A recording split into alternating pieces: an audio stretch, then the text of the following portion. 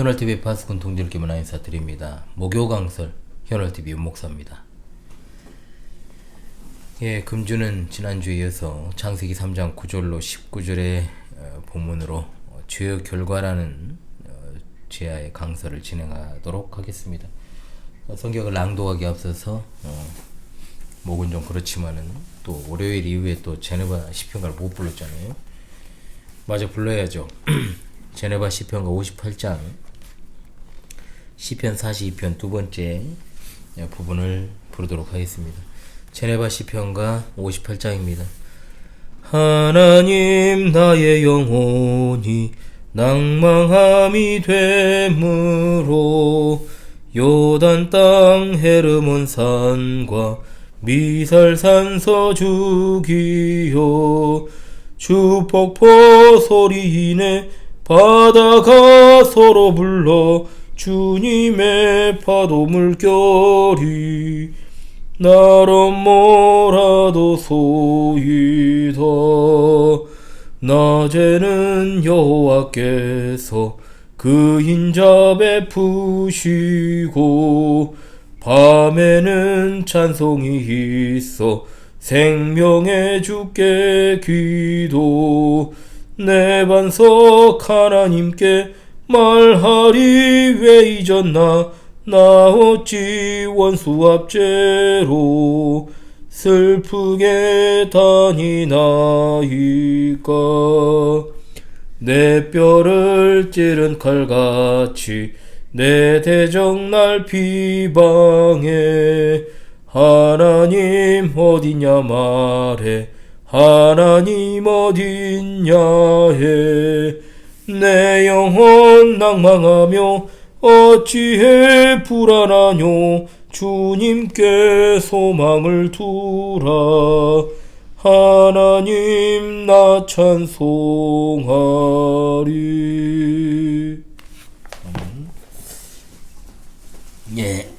창세기 3장 9절로 19절을 제가 낭독하겠습니다. 창세기 3장 9절로 19절의 말씀입니다. 여호와 하나님이 아담을 부르시며 그에게 이르시되 내가 어디 있느냐 이르되 내가 동산에서 하나님의 소리를 듣고 내가 벗었으므로 두려워하여 숨었나이다. 이르시되 누가 너의 벗었음을 내게 알렸느냐 내가 내게 먹지 말라 명한 그 나무 열매를 내가 먹었느냐. 아담이 이르되 하나님이 주셔서 나와 함께 있게 하신 여자 그가 그 나무 열매를 내게 주므로 내가 먹었나이다. 여호와 하나님이 여자에게 이르시되 내가 어찌하여 이렇게 하였느냐. 여자가 이르되 뱀이 나를 꿰므로 내가 먹었나이다. 여호와 하나님이 뱀에게 이르시되 내가 이렇게 하였으니 내가 모든 가축과 들의 모든 짐승보다 더욱 저주를 받아 배로 다니고 살아있는 동안 흙을 먹을지니라. 내가 너로 여자와 원수가 되게 하고 내 후손도 여자의 후손과 원수가 되게 하리니 여자의 후손은 내 머리를 상하게 할 것이요 너는 그의 발꿈치를 상하게 할 것이니라 하시고 또 여자에게 이르시되 내가 내게 임신하는 고통을 크게 더하리니 내가 수고하고 자식을 낳을 것이며 너는 남편을 원하고 남편은 너를 다스릴 것이니라 하시고 아담에게 이르시되 내가 내 아내의 말을 듣고 내가 내게 먹지 말라 한 나무의 열매를 먹었은즉 땅은 너로 말미암아 저주를 받고 너는 내 평생에 수고하여야 그 소산을 먹으리라. 땅이 내게 가시덤불과 엉겅퀴를 낼 것이라. 내가 먹을 것은 밭의 채소인즉 내가 흙으로 돌아갈 때까지 얼굴에 땀을 흘려야 먹을 것을 먹으리니 내가 그것에서 취함을 입었음이라. 너는 흙이니 흙으로 돌아갈 것이니라 하시니라. 아멘. 지난 본문이 성경에서 가장 슬픈 본문이라고 제가 말씀을 드렸던 것처럼 이번 주 본문은 성경에서 가장 불쾌한 본문이다 이렇게 말할 수 있는 부분이 되겠습니다. 그래서 왜 그러냐면 인류가 이토록 고통스럽고 힘든 나날들을 보내야 되는 이유가 여기 나오니까요. 죄라고 하는 것이 어디에서 기인했는가. 지난 시간 말씀을 통해서 우리가 알게 되었고 오늘 이 시간에는 이 죄의 결과가 어떻게 나타났는가. 죄라고 하는 것을 좋아할 사람도 없고 또 죄의 끔찍한 결과에 대해서 듣고 싶은 사람도 없을 것입니다. 사람들은 당연히 좋은 이야기, 행복한 이야기 듣고 싶지 우울하고 슬프고 불행해지는 이야기 듣고 싶은 사람 없습니다. 이런 어떤 인간의 듣고 싶은 것만 듣고 싶어하는 경향, 즉 긍정적으로 듣고 싶어하는 그런 어떤 가치관이 현대 교회에 너무 많이 침투를 했죠. 그래서 현대교회 메시지 가운데는 죄에 대한 메시지가 상당히 두드러지게 줄어들었습니다. 이거는 인간의 본성을 반영한 것이다 라고 봐야 되겠죠. 문제는 죄에 대한 주제를 안 다루면 사람들이 더 죄를 멀리할까요? 전혀 그렇지 않다는 겁니다. 오히려 죄를 심각하게 여기지 않습니다. 웬만한 건 죄라고도 이제 생각하지 않는 거예요. 아무렇지 않게 거짓말하고 아무렇지 않게 남을 속여먹어도 그것을 하나의 처세라고 생각하거나 또는 편법인 것은 사실이지만 불법이 아니기 괜찮다. 이런 어떤 자기 위안에 이제 위안적인 위안을 삼아서 살아가기도 하고 그렇게 하는 시대죠. 죄에 대해서 뭉아가 캐지니까 강력 흉악범죄 정도에만 관심을 쏟고 정말 그렇게 저주하고 욕하기 바쁘지만 웬만한 살인, 강도, 사기 사건 눈 하나 깜짝 안 하는 세상이 되어버렸어요. 시대상을 반영하는 모습도 되지만은 도덕 불감증 그리고 양심 실종 그야말로 죄악에 몰든 사회의 모습이다 라고 할 수 있습니다. 이런 어떤 죄에 대한 불감증은 결국 많은 이들의 고통으로 나타나게 될 수밖에 없습니다. 죄에 대해서 성경을 통해 우리 신앙의 선배들이 정의하기를 웨스트민스터 서유리 문답 14문 하나님의 법을 어기는 것과 그것을 순종함에 있어 부족한 것이다. 즉 법이 없다면 죄도 없다는 뜻입니다. 그러므로 처음 창조된 인간이 아담이잖아요. 이 아담과 하와가 서로에게 책임을 전가한 것 자체는 결국은 하나님께 대해서 불평불만을 쏟아놓은 것이다 라고 볼 수 있습니다. 하나님이 선악과를 먹지 말라는 금지 명령, 즉 법만 만들지 않았으면 우리가 범죄할 일이 없었다는 식의 태도죠. 원래 우리도 똑같은 생각을 하잖아요. 폐역한 자식놈이 이런 말을 할 때가 있습니다. 내가 태어나지 않았다면 이런 고통을 겪지 않았을 텐데 뭐하러 나를 낳아서 이렇게 힘들게 하느냐. 이거는 정말로 태의 열매를 주시는 하나님이신 하나님을 향해서 나를 뭐하러 세상에 태어나게 했느냐고 반항하는 거랑 동일한 말입니다. 즉 하나님의 법을 탓하는 태도는 이런 인간의 죄악된 본성을 반영하는 것이다 라고 하는 겁니다. 그러나 여러분 한번 생각해 봐야 됩니다. 법이 없는 세상이 좋은 세상입니까? 진짜? 요즘 무법천지잖아요. 사법 완전히 이 법치주의가 다 무너져 버렸잖아요. 대한민국이 완전히 그냥 특정 세력이 아주 그냥 전유물 같이 그리고 법을 이용하는 자들만 있고 법 위에 그들이 있잖아요. 지금 그런 세상 아닙니까? 얼마나 무시무시한 세상입니까? 이런 세상 뒤집어 엎어버려야 되는데 아무튼 그 법이 없는 세상은 좋은 세상 아닙니다. 무법천지입니다. 법이 있다고 해도 그 법을 이용해가지고 이 모양 이 꼴인데 법이 없다면 그야말로 동물의 세계가 되는 거죠. 약육강식입니다. 센 놈만 살아남고 가진 놈만 살아남죠. 마지막 시대 그냥 말세지말이 되어갈수록 지난 어떤 코로나와 같은 역병이 창궐 하는데 앞으로는 더 심각한 병이 이제 그 사회 전체에 번지게 될 때 어떤 일어나는 현상들을 우리는 이미 다 머릿속으로 학습이 됐습니다. 왜냐 영화 재난 영화들 중에 상당히 전염병에 관한 영화들이 한때 그냥 많이 나왔었죠. 코로나 전에요. 좀비물도 그런 맥락이라고 봐야 됩니다. 좀비물도 이제 전염병이잖아요. 결국 사회 전체에 전염병이 번지고 이제 소위 컨트롤 타워가 무너지면은 무정부 상태가 되죠. 그래서 이제 정부가 무너지면 법을 집행하는 기관이 재구시를 못합니다. 그렇게 됐을 때 사람들의 질서를 유지합니까? 안 하죠. 우리가 지금은 벌써 몇 년도 안 됐는데 까마득하게 잊었을지 모르겠습니다만은 코로나 초창기 때 일어났던 마스크 대란 기억나시죠 여러분? 정말 그때 당시에도 어처구니 없었습니다만 불과 몇 년 전인데 지금 생각하면 어처구니 없는 일들이 많이 일어났어요. 그때 당시 신문기사 대구 이마트에 몇백 미터 줄을 서서 마스크를 사려고 대기하는데 새치기를 하다가 몸싸움이 났다는 기사가 막 떠오릅니다. 무정부 상태에서 사람들이 질서 유지하기는 커녕 약탈과 방화와 살인 강간이 버젓이 일어나야 될 거예요. 최근 몇 년 사이에 제가 본 영화라 해봐야 몇 편 안 됩니다만 과거에 많이 봤던 영화들이 이제 전염병에 창궐해가지고 사회가 무너지는 이 팬데믹 현상을 그리는 재난 영화들이 많았습니다. 일정 정도 선까지 정부가 통제를 하다가 감염자가 이제 급속도로 늘어나면 이제 부자들은 다 해외로 빠져나가고 그냥 부자요. 물론 진짜 부자는 이미 다 빠져나가 있습니다. 자, 그런 상태지만 가난한 사람들만 생존을 위해 서로 물고 물리는 말 그대로 자연의 법칙, 약육강식의 세상으로 바뀌어버리는 그것이 바로 인간 사회입니다. 무슨 말을 하려고 제가 지금 이런 이야기를 하는 걸까요? 죄를 심각하게 생각해야 된다 이 말입니다. 죄는 재앙이에요, 재앙. 우리가 사법기관을 두려워하는 이유, 처벌 때문이죠. 법을 어기면 형벌을 받습니다. 부모의 훈육이 매를 동반하지 않는다면 아무런 의미가 없습니다. 매가 없다면 훈육 자체를 두려워하지 않습니다. 그 상황만 모면하면 된다라는 의식이 자리 잡게 되어서 벌써 어린 자녀들이 요령이 생기고 정확하게 처벌하지 않는 부모를 갖다가 보면서 은근 이제 반항심도 생기고 은근히 얕잡아 보고, 그리고 어느 순간 이제 소위 대가리가 커지면 손을 못 쓰죠. 그래서 매는 때릴 때 제대로 때려야 되고 어설프게 때리거나 질서적으로 때리지 못하면 오히려 역효과를 불러일으킵니다.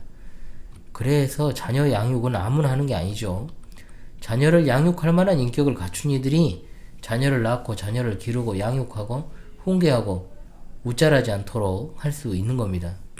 그래서 인격이 아직 미성숙할 수밖에 없는 연령의 아이들이나 철부지 젊은이들이 불장난으로 애를 낳아놓으면 제대로 교육이 되지 않아가지고 고스란히 자기 자신의 그 책임을 떠안게 되고 그 누구에게도 하소연할 데가 없다라고 하는 것이죠.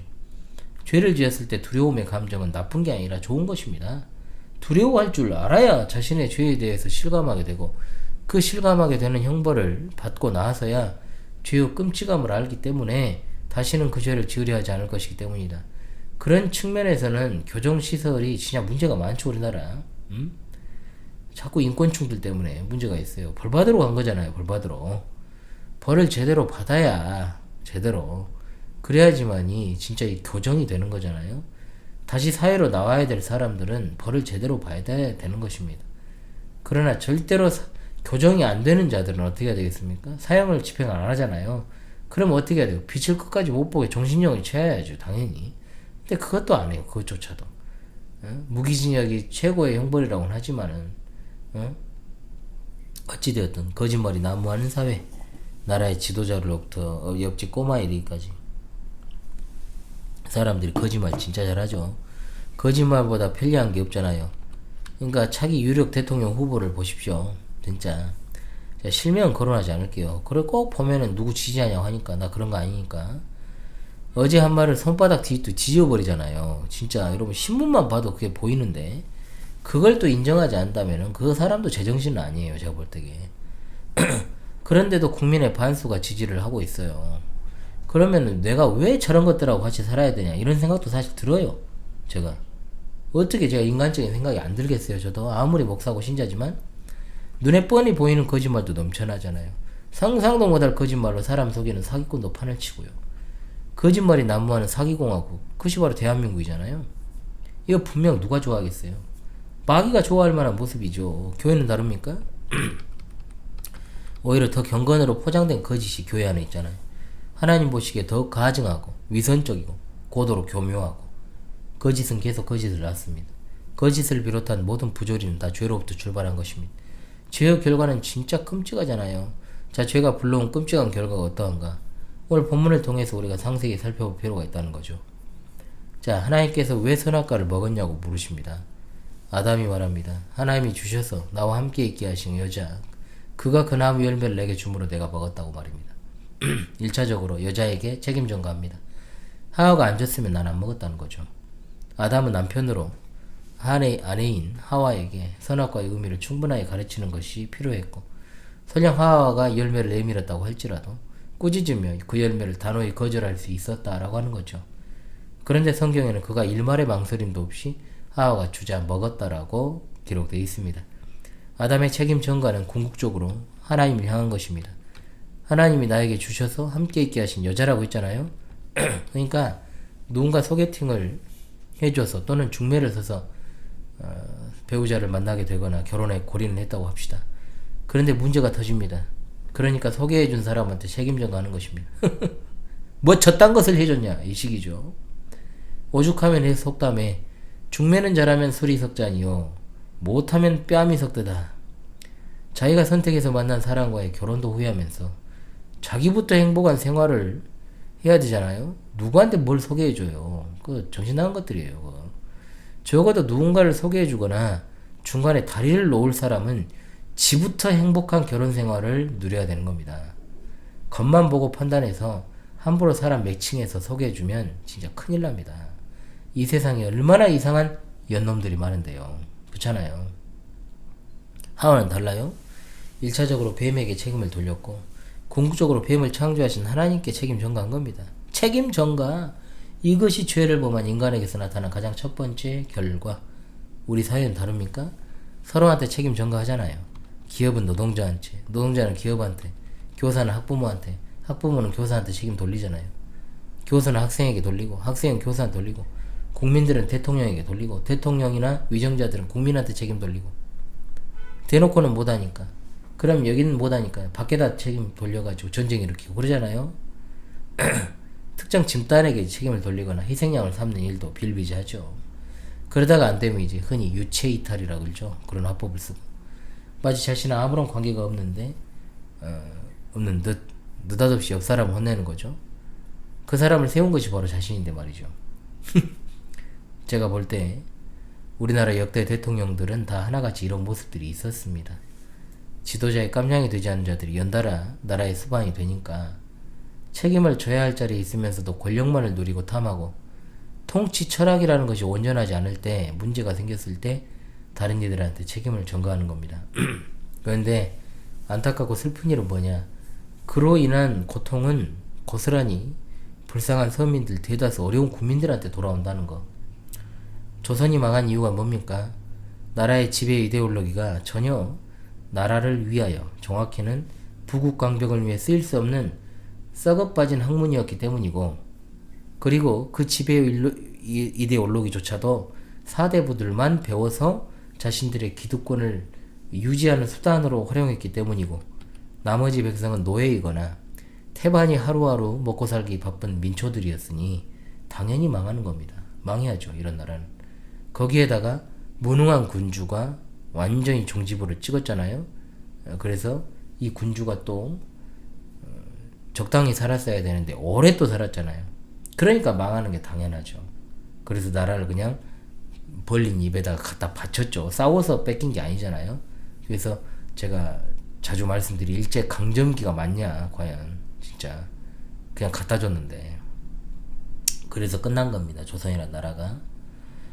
책임전가 진짜 상대를 미치게 만들죠. 그래서 분명 자기에게도 일정 부분 책임이 있어도 인정하기보다는 책임을 전가시킨 일을 가지고 싸웁니다. 죄가 들어오기 전에 아담에게 있어 하와는 뼈 중에 뼈요, 살 중에 살이야, 이렇게 했잖아요. 그런데 죄가 들어오면서 정말 남보다도 못한 존재가 됩니다. 아담의 말을 듣는 하와가 아담을 어떻게 생각하겠습니까? 뭐 저런 잡놈이다 이나 그러죠. 그래, 내가 남편에게 선악과를 줬지. 내가 정말 우리 남편에게 주지 않았다면 정말로 아담이 먹지 않았을 텐데 난 정말 나쁜 년이요, 이렇게 했겠어요?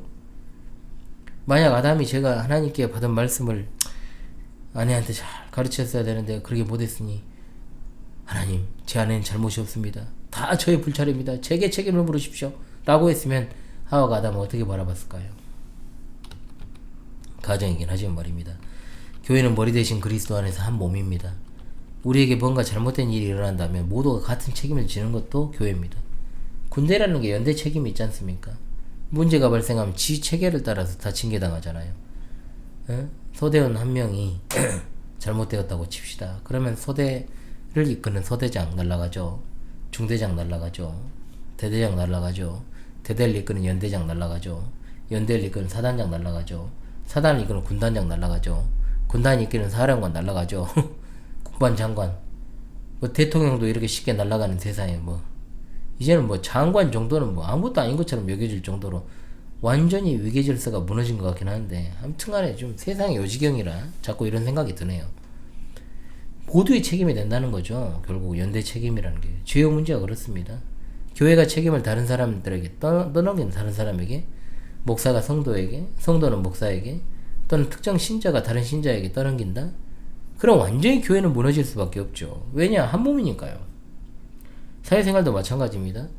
책임 전가를 좀 상습적으로 하는 사람이 있습니다. 친구가 없죠. 결국에는 그런 사람은 깊은 관계 맺고 사는 사람도 없습니다. 누가 그를 좋아하고 가까이 하겠어요? 그렇잖아요. 그러면 로마교가 한때 유행시켰던 다 내 탓이요. 내 탓이요. 뭐 하잖아요. 그럼 내 탓이라고 하면 되는 거예요? 아닙니다. 그것은 기득권 세력이 악용할 수 있죠. 이 사회 전체가 책임 소재를 불분명하게 한 채로 불법이나 부조리나 불공정이나 편법을 모두가 사람들 개개인의 어떤 일탈 정도로 치부한다면 완전히 개판 나겠죠. 지금 그렇게 가고 있잖아요. 적어도 우리 그리스도인들은 내가 속한 교회, 직장, 사업체, 학교에서 내가 무엇에 대해 책임져야 되는지를 잘 생각해야 됩니다. 교회의 대표는 목사입니다. 목사가 대표라는 말은 목사가 교회 주인이란 말이 아니고 목사가 교회에서 일어나는 모든 일에 대해서 법적으로나 행정적으로나 도의적으로나 책임지는 사람이다. 성도 개인에게 문제가 생겼다. 그것은 개인의 문제로 안 끝납니다. 육적인 문제가 되었든 영적인 문제가 되었든 그리스도께 위탁받아 양을 돌보아 하는 그 목사에게 책임이 있다는 거예요. 자, 그러나 상당히 많은 목사가 문제가 생기면 책임을 지려고 하지 않고 성도에게 책임을 떠넘기고 문제가 생긴 개인을 그냥 축출하는 것으로 쉽게 문제를 해결하려고 해요. 책임 있는 태도는 뭡니까? 교회의 권정을 바르게 정말 신실하게 실시하는 것이고 자기 자신을 성찰하고 같은 일이 재발하지 않도록 더욱더 힘써 바르고 신실하게 하나님 말씀을 전하며 기도하는 것이 되겠죠. 그 결과로 인한 인간의 고통 끔찍하잖아요. 두 개의 고통이 등장을 하잖아요. 범죄한 여자에게 하나님께서는 자녀를 임신하여 출산하는 고통을 더하셨는데 그러면 이것이 출산하는 육체적 고통만 이야기한 것이냐? 출산이 정말 고통스러운 것은 사실이지만 사실 출산할 때만 고통스러운 게 아니죠. 출산 전에 한 달에 일주일은 진짜 생리로 인한 고통들이 수년간 반복되고 또 가만히 있다 아이를 낳습니까? 10개월을 품고 살아가야 됩니다. 고통이죠.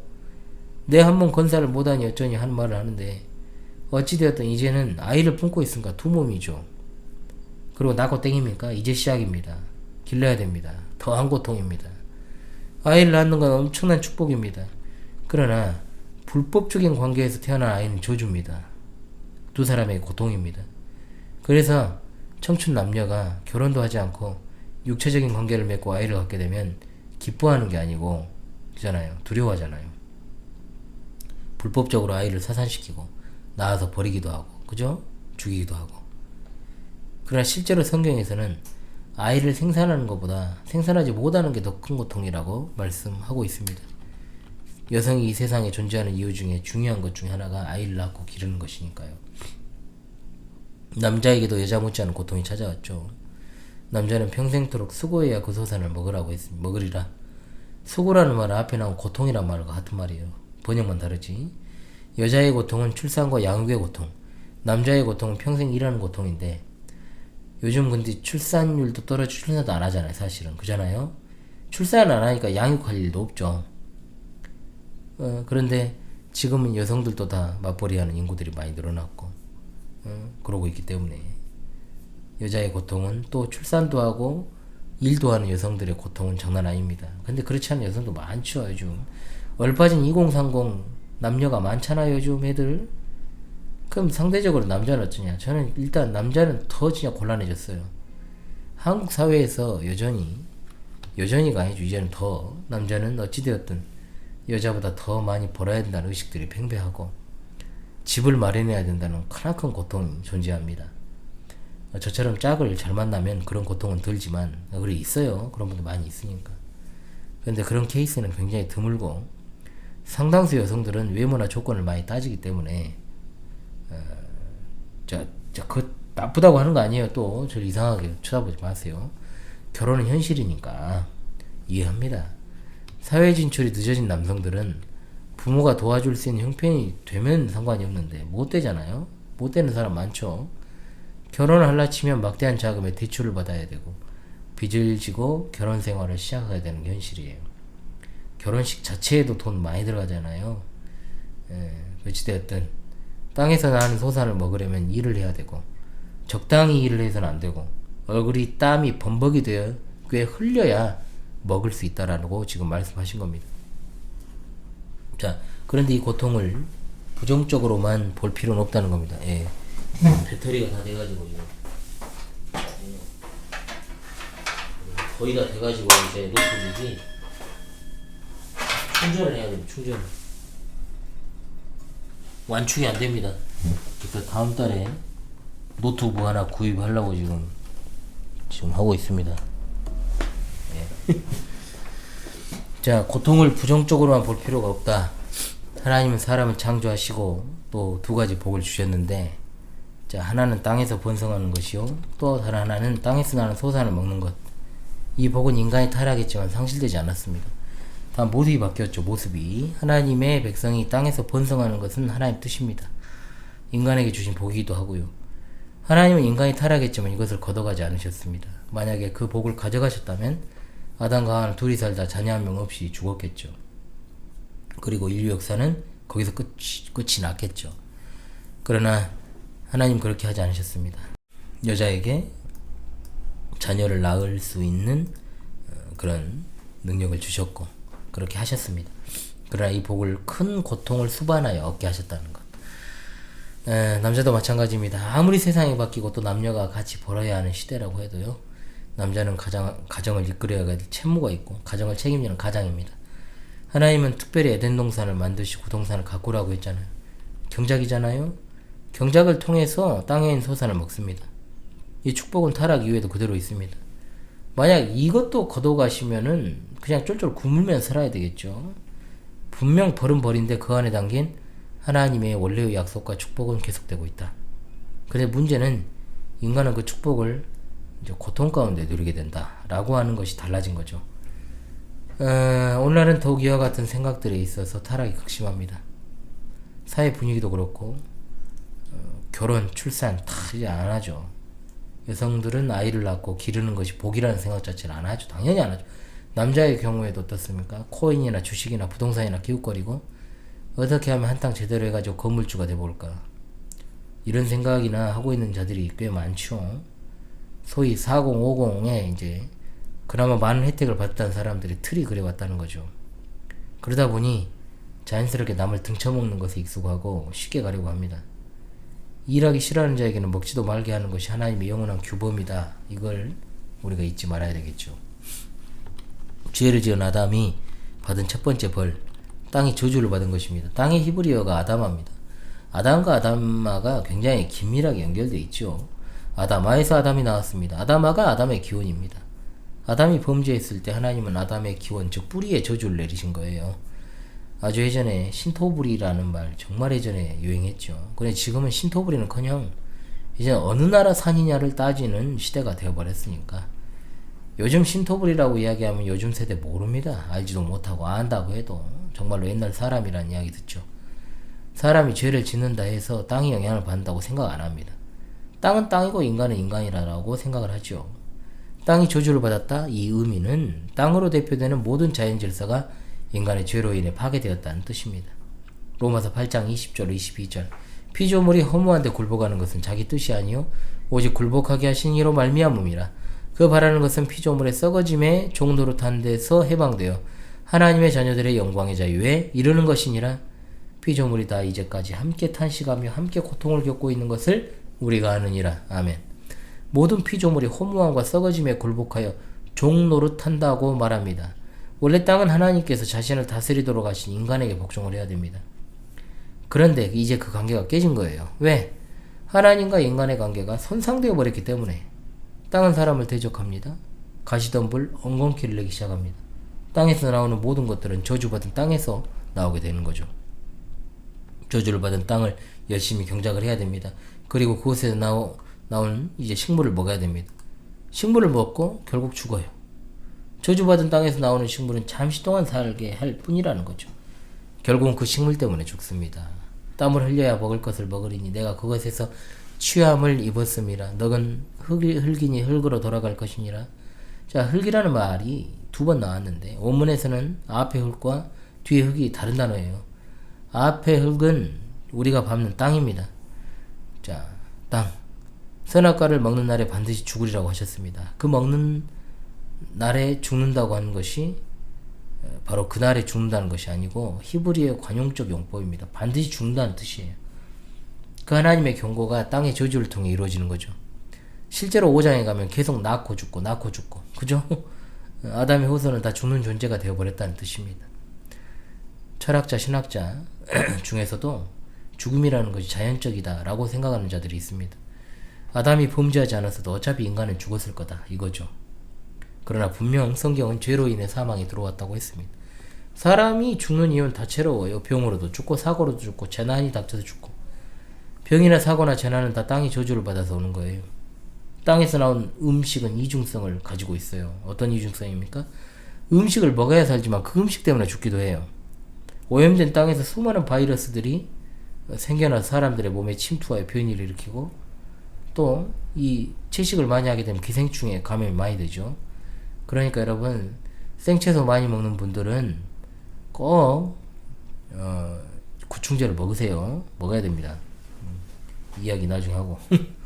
자, 또 전염되어서 사람들 죽이고, 사람들이 편리를 추구하려고 만든 그 자동차를 타고 다니지만 그 자동차가 사람 죽이는 도구가 되잖아요. 또 사람들이 자연을 파괴시키면 시킬수록 자연재해는 더욱더 우리에게 크게 와닿게 됩니다.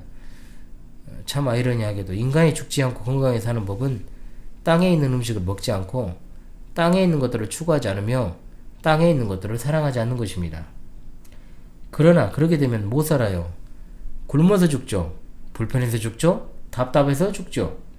그러므로 우리가 사는 힘은 어디에서?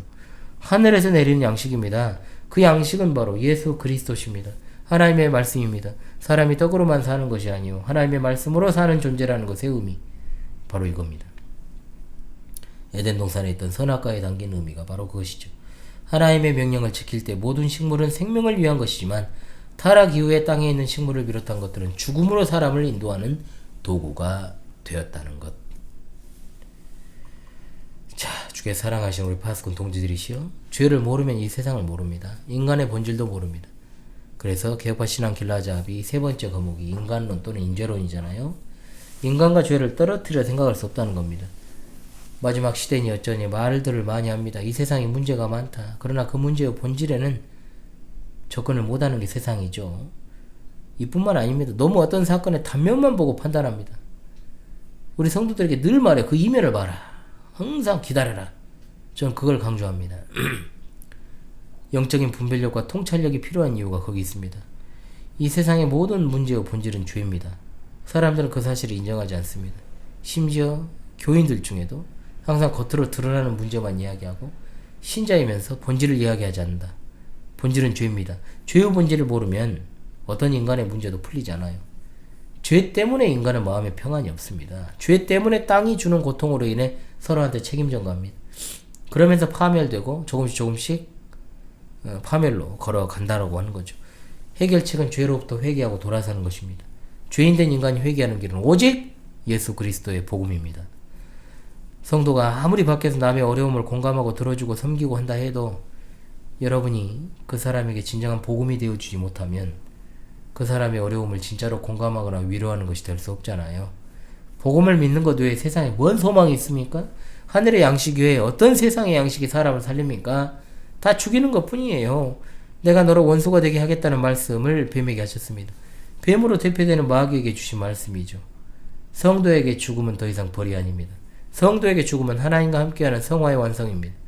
저주받은 땅에서 안 죽고 사는 것이 복이라 할 수 없습니다. 성도에게 죽음은 더 이상 형벌의 죽음이 아니다. 죄가 초래하는 여러 심각한 이런 결과들을 생각해야 됩니다. 우리 삶 속에 일어나는 모든 문제는 궁극적으로 죄에 기인한 것들이니 죄를 심각하게 생각하고 민감하게 여기고 예민하게 반응하고 하나님의 은혜를 바라고 도움을 구하는 자를 하나님께서 지극히 선한 길로 인도하여 주실 줄로 믿습니다. 하나님께서 세상을 만드시고 보시고 좋았더라 하셨던 것이 우리에게 그대로 실현됩니다. 이와 같은 놀라운 은혜가 넘치는 여러분 되시기를 간절히 소망합니다. 여러분, 우리 주님 곧 오십니다. 할렐루야. 아멘.